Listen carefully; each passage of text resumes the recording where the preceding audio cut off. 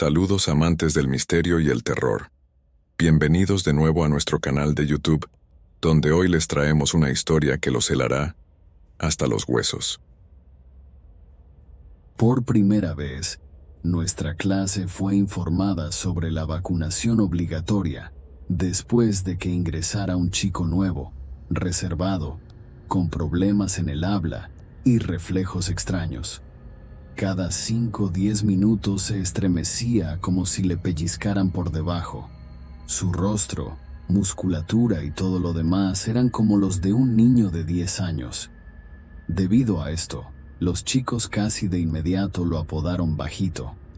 Aunque yo estudiaba en una clase de corrección debido al trastorno del desarrollo, donde cada uno tenía algún defecto u otro, no había visto a tantos compañeros excéntricos. Julio, así lo llamaban, era muy extraño, pero era un excelente estudiante. Conocía todos los temas con una calificación de 10, pero no sabía cómo comunicarse con la gente. Casi no hablaba y realizaba todas las tareas exclusivamente por escrito. Todo lo que podía hacer era gruñir, sacando un flujo de conciencia sin sentido. No lo llamaban al pizarrón por la misma razón. Bajito respondía a las burlas de sus compañeros con una sonrisa tonta y quedándose inmóvil frente a cualquiera que se acercara, mirando fijamente sin conciencia, tirando de las comisuras de los labios, según un patrón aprendido. Al principio no molestaba a nadie en particular, pero aproximadamente una semana después, estar en la misma habitación que él se volvió incómodo, y yo y otros niños comenzamos a notar que se mordía hasta que le salían hematomas. Masticaba la piel como si quisiera comérsela. La señorita Vivien, nuestra profesora hiperresponsable, pronto lo trasladó al primer pupitre para controlar de alguna manera este mal hábito. Cuando Bajito se volvía a morder, ella tenía que golpearle la cabeza con una regla para detenerlo. No entendía palabras normales. En esos momentos, toda la clase, incluidos los más inquietos, se quedaba en silencio preocupado. Después de un golpe ligero pero preciso en la cabeza, generalmente gruñía como un perro, y luego se limpiaba la saliva con su infalible chaleco de los años 50 y comenzaba a garabatear caóticamente algo en su cuaderno. Por lo general, eran algunas abstracciones bastante sin sentido o una mezcla venenosa de insectos y rostros humanos. Todos lo considerábamos un esquizofrénico loco y le teníamos un poco de miedo. Pero la guinda del pastel fue el siguiente incidente. El hijo de la maestra, Javier, tenía una pasión obsesiva: atrapar y domesticar ranas. Puede que les parezca divertido, pero ya estábamos acostumbrados y no le prestábamos mucha atención. De vez en cuando traía al aula a los especímenes que consideraba más atractivos y hablaba apasionadamente de ellos. En uno de esos días, nada destacables, llevó otro espécimen para mostrarnos.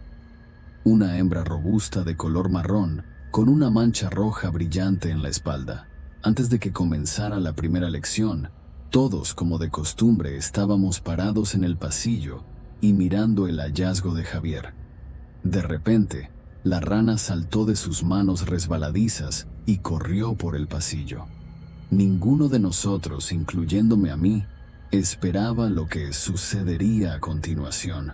Nuestro Bajito, como de costumbre, estaba de pie en una esquina lejos de todos y murmuraba incoherencias para sí mismo. Normalmente se comportaba como un verdadero rezagado. Se movía de forma extremadamente perezosa y lenta.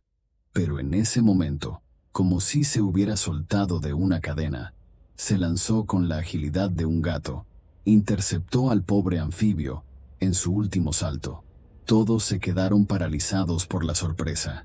En el pasillo reinó un tenso silencio. Alguien incluso dejó caer las llaves de su bolso. El recién llegado, de un solo mordisco, le arrancó la cabeza a la rana y la masticó como si fuera comida común. De la boca de Bajito goteaba saliva y una pequeña cantidad de sangre del animal, y él, al parecer, ni siquiera notaba nuestra presencia. Luego comenzó el caos. Alguien se rió, alguien lloró. El más enloquecido de todos, por razones comprensibles, fue Javier. Se abalanzó con puños hacia el recién llegado y probablemente todo habría quedado en una pelea común. Pero no fue así.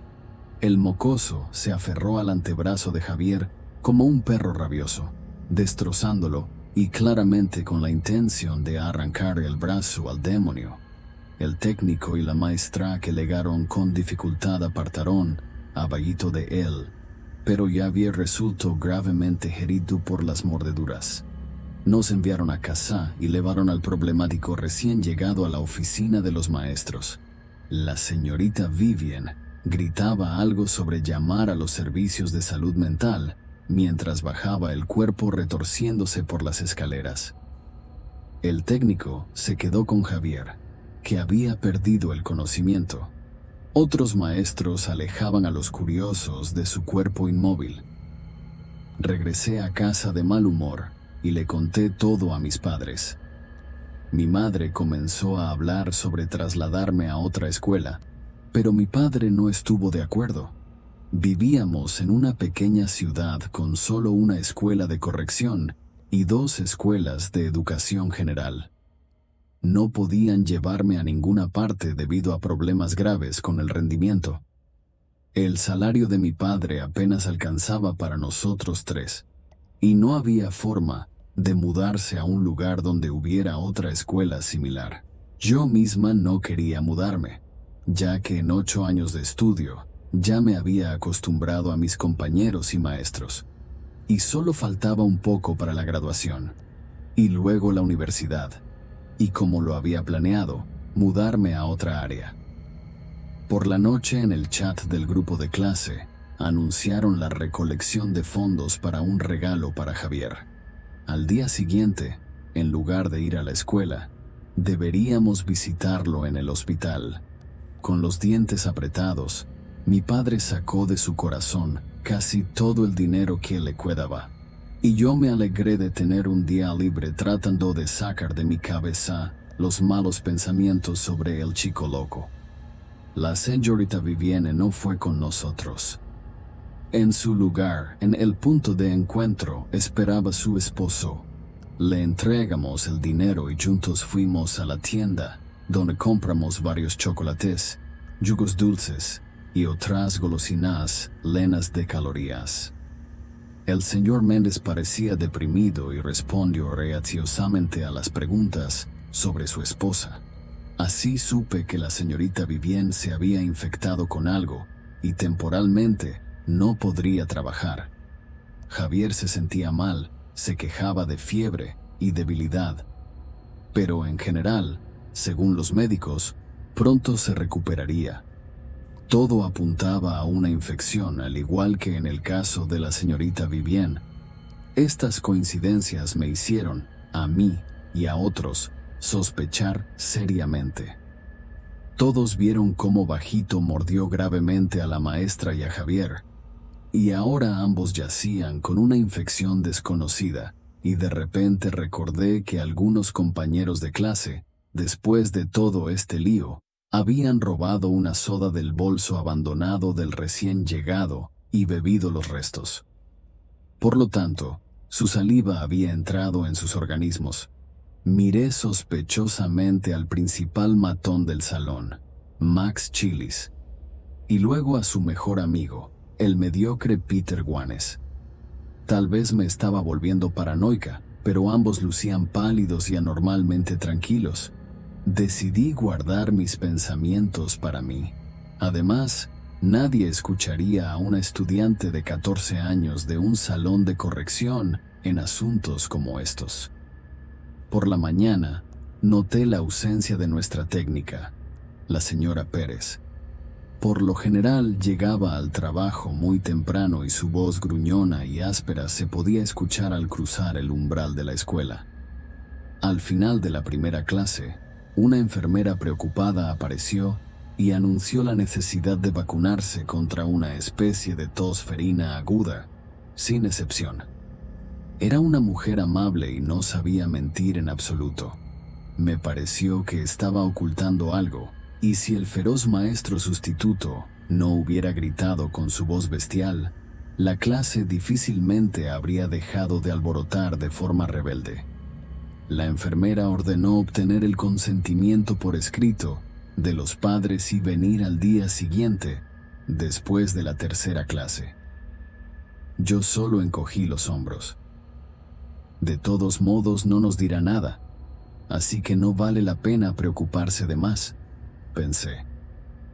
Nosotros no hemos sido utilizados como conejillos de indias durante los 8 años, y ahora tampoco lo seremos. En el recreo, Chilis y Guanes pelearon seriamente. Nunca entendí qué fue lo que no pudieron resolver. Todo comenzó de repente. A pesar de que ambos eran los clásicos matones, nunca levantaron la mano uno contra el otro. Mi primer pensamiento fue: la pubertad con sus hormonas no es un momento fácil. Pero Guanes de repente comenzó a toser sangre, y Chilis se cerró y se disculpó con su amigo. Todos se sorprendieron por la ferocidad de Max Chilis. No estábamos acostumbrados a pelear hasta llegar a la tos con sangre, y se separaron bastante rápido. Un repentino acceso de agresión no motivada en ambos. Recordé mis conclusiones de ayer, el refresco de Bajito. Ellos lo bebieron. Tal vez él los infectó. Decidí firmemente no acercarme a ninguno de los dos y me mantuve fiel a esa regla durante todo el día, hasta que Guanes se rió histéricamente en la penúltima clase. El maestro no pudo calmarlo y se cancelaron las clases. Chilis se comportaba de manera más decente, pero era evidente que se estaba cerrando más de lo habitual. En el camino a casa lo vi besándose con Bella Fernández. Un escalofrío me recorrió en ese momento. ¿Y si la contagia a ella también? Quería intervenir y no me contuve. Me acerqué y tosí para distraerlos. Puede que haya sido tonto, pero estaba influenciada por todo un espectro de emociones y no se me ocurrió una mejor manera. Chilis me miró con desaprobación y Lesia se rió, me llamó perdedora y me mandó a volar con su típico estilo de reina autoproclamada de la escuela. A plena luz del sol pude ver el rostro de Max Chilis. Pálido, con las pupilas dilatadas y los párpados hinchados. Exactamente como Bajito. Inevitablemente se me vino a la cabeza la comparación. No quise hablar con mis padres sobre asuntos escolares para no provocar el pánico en mi madre. Solo mencioné la vacuna y obtuve una nota de consentimiento de mi padre. Al día siguiente, todo regresó a la escuela, tanto Bajito como Javier. Incluso la técnica y la señorita Vivian. Me reí de mi habilidad para hacer una montaña de un grano de arena y saqué los malos pensamientos de mi cabeza. Necesito ver menos películas tontas. La primera clase transcurrió tranquila, incluso demasiado. La señorita Vivian apenas regañaba, lo cual era un poco inusual. Lo que más me sorprendió fue que no nos dejara tarea para casa, ni nos asustara con el próximo examen programado para finales de noviembre. Con su apariencia habitualmente enérgica, la maestra se asemejaba a una mosca somnolienta.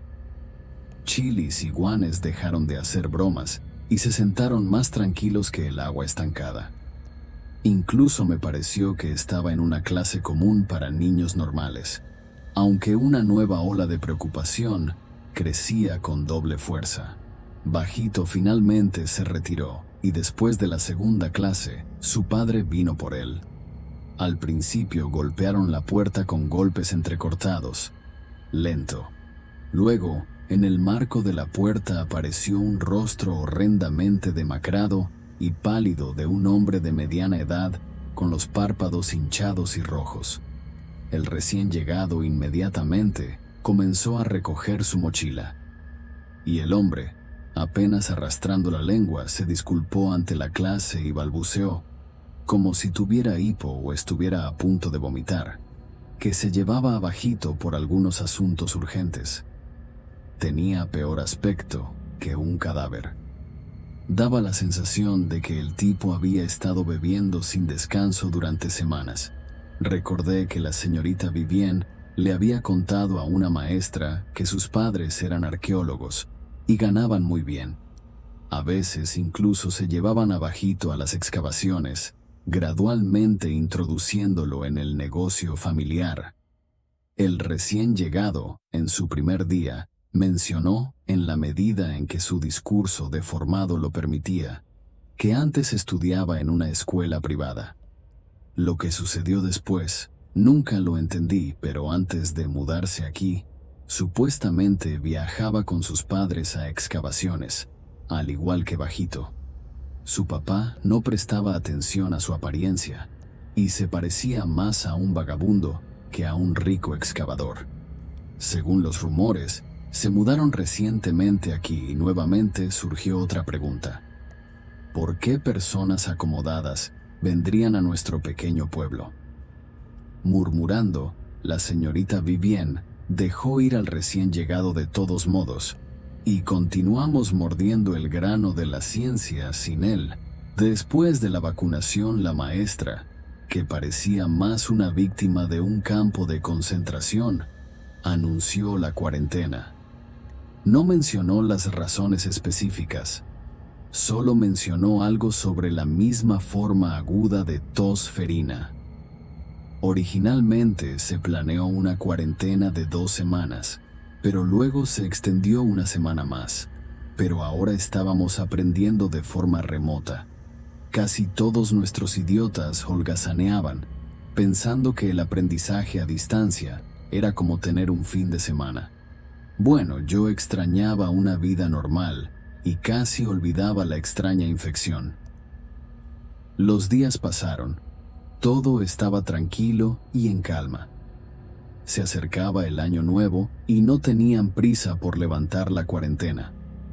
Algunos de mis compañeros de clase nunca asistieron a las clases, incluidos Chilis, Guanes, Fernández y Javier. No hay nada que decir sobre Bajito.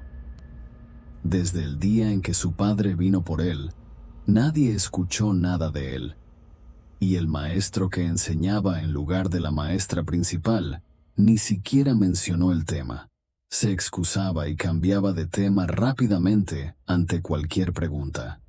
En diciembre fui a visitar a mi abuela, que vivía al otro lado del pueblo, y me quedé hasta tarde.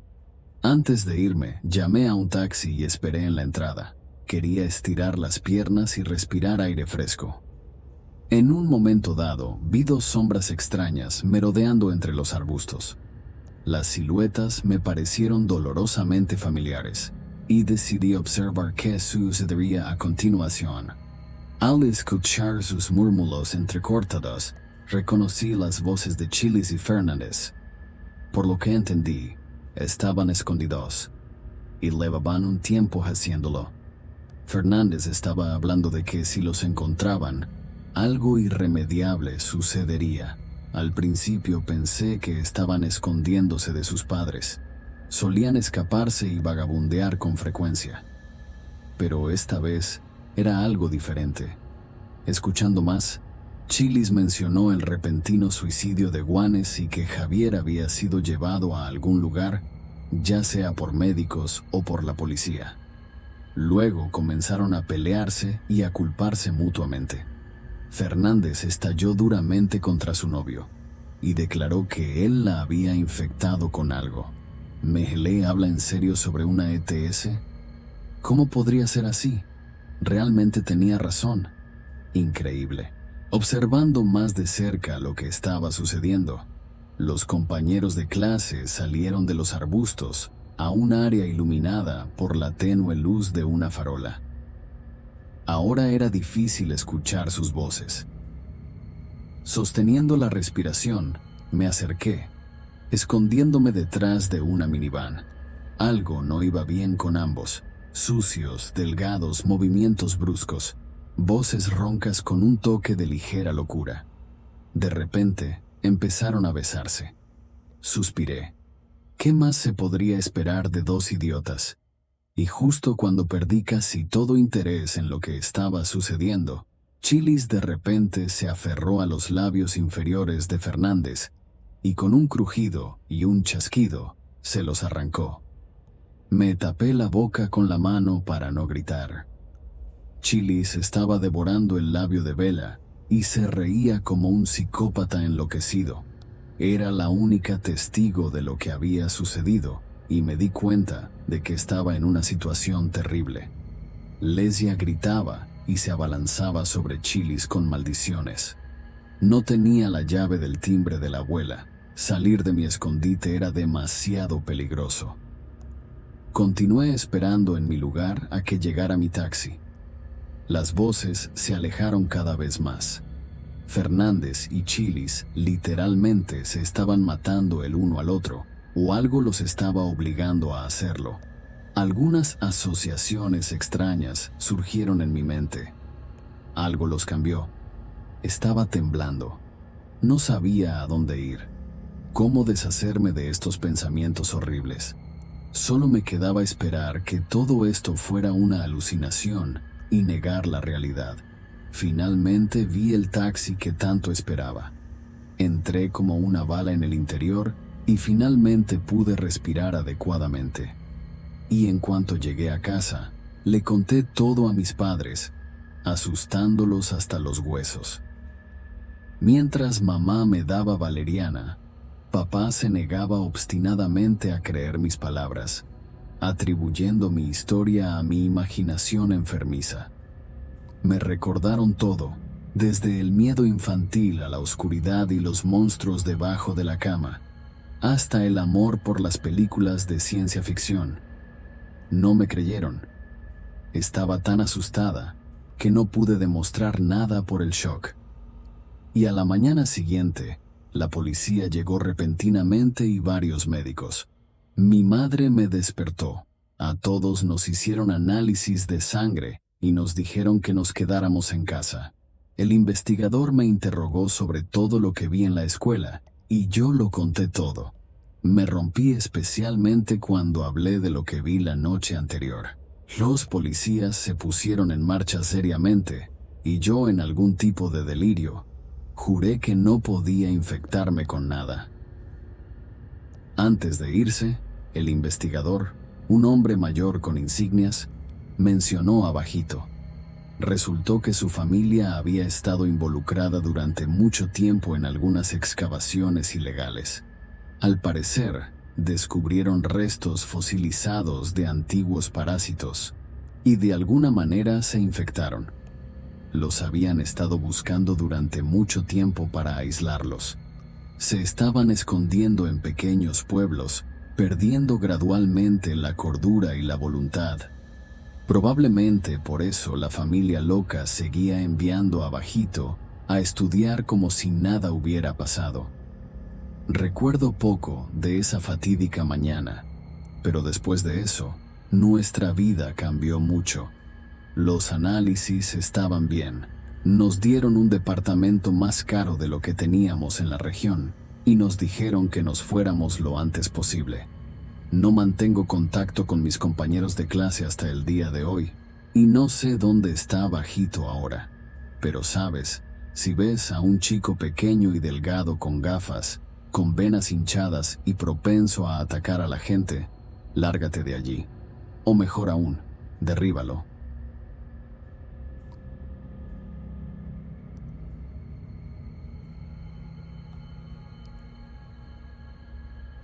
Si te ha gustado esta historia aterradora, no olvides darle like, suscribirte y activar la campanita para recibir más contenido escalofriante como este.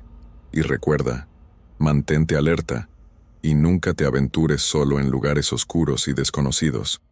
Hasta la próxima.